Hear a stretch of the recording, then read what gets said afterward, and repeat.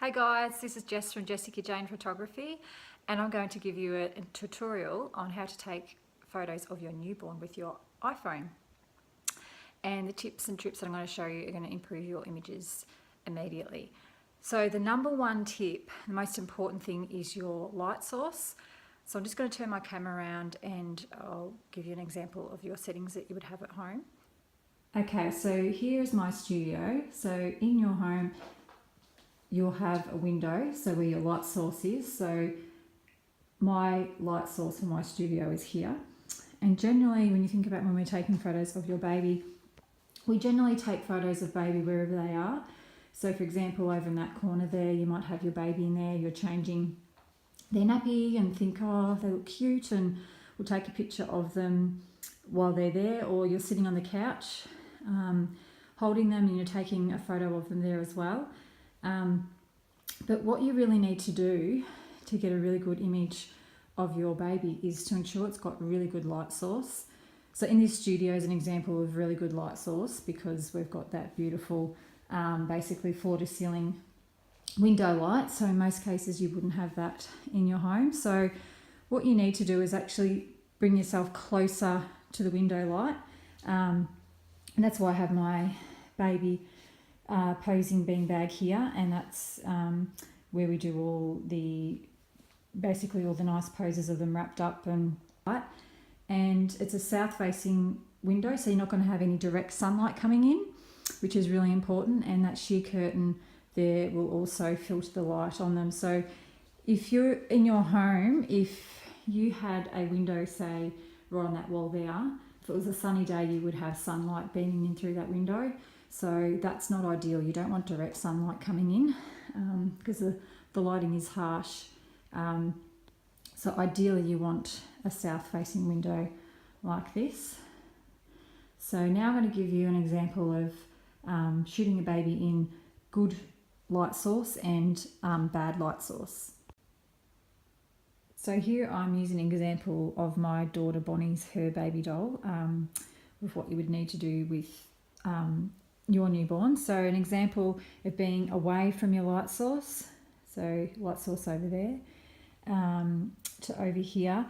If you're looking closely, if you're going to take a picture of your baby, there's no shadowing, there's no light falling on the baby's face, and in the instance of using your camera, the image is probably going to be a lot darker than this, and that's where often most people take photos of their baby. They'll just take the photo exactly where they are and not actually be in control of the light source at all.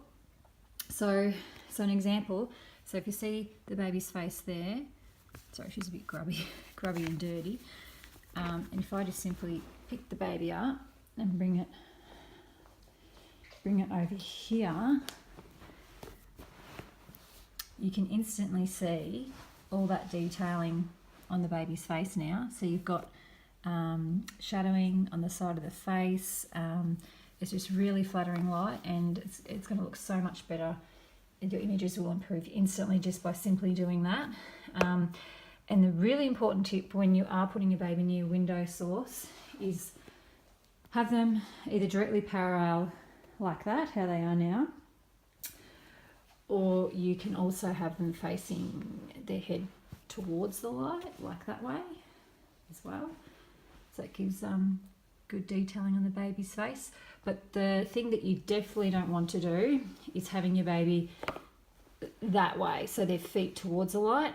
So if you can see the baby's face, the light is shooting up the baby's nose.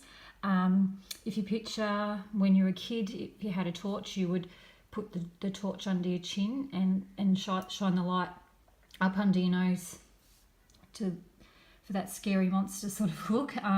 So that gives you an example. I mean, it's not as harsh, but it's very unflattering having that light shooting up the baby's nose like that. We call that ghoul lighting, and that's a number one tip that we definitely don't do when taking newborn photos. So simply just switch them around and you can see there, that's a much more flattering light there. So you can have baby laying down there while they're awake and taking some, gorgeous wide awake kicking around shots. But if you're wanting to get ones where they're some, slumber poses where they're asleep, You need to time it after they've had a feed and they're due for a sleep. And then I highly recommend wrapping them.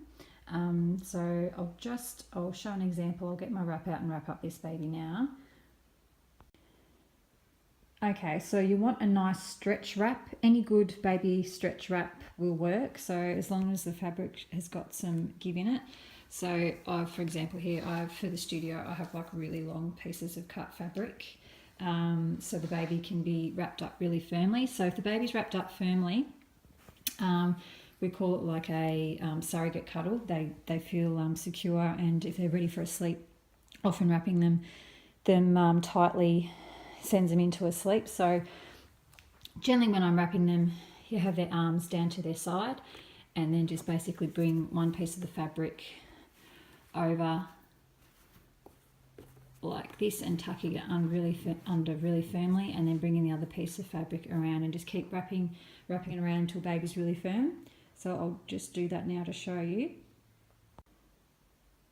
Okay, and so there's an example of your baby wrapped up nice and snug. Now the tip with this, when you're wrapping your baby, usually babies either love being wrapped really firmly where they can't move at all, or not being wrapped at all. So if you haven't wrapped them firmly enough and your baby is able to wiggle their arm out, like it just frustrates the crap out of them. So you need to make sure you wrap them really firmly and give them time to settle into that. Okay, so that's it. That's my tips on how to take photos of your newborn. I hope you've really found it helpful, and I hope you see immediate improvement in your images after you try this simple tip. Thank you. We'll see you later. Have a great day.